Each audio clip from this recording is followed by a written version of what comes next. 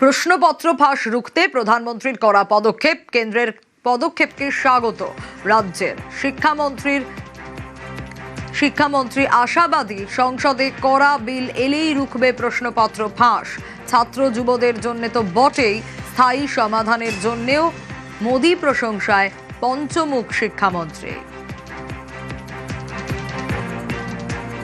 নিটের paper leak নিয়ে যে পরিস্থিতি এবং তা নিয়ে স্থায়ী সমাধানের জন্য প্রধানমন্ত্রী মাননীয় শ্রী নরেন্দ্র মোদীজি যে পদক্ষেপের কথা ঘোষণা করেছেন তাকে ধন্যবাদ জানাই। পেপার লিক সংক্রান্ত অপরাধের কঠোরতম শাস্তি তা নিয়ে বিল পেশের সিদ্ধান্ত নিয়েছে কেন্দ্রীয় মন্ত্রিসভা।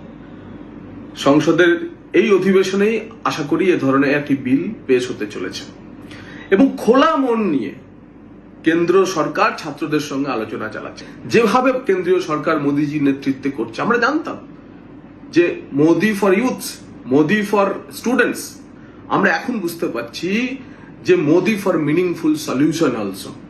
তো আমরা প্রধানমন্ত্রীকে ধন্যবাদ জানাচ্ছি।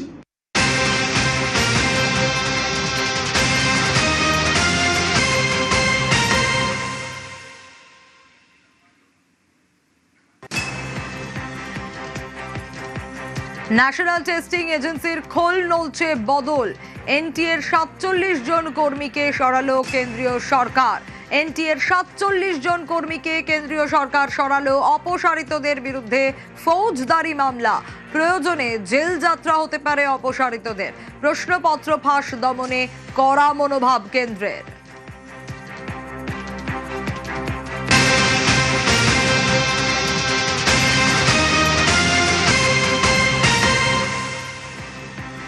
রাধাকৃষ্ণন কমিটির সুপারিশ মানছে কেন্দ্র।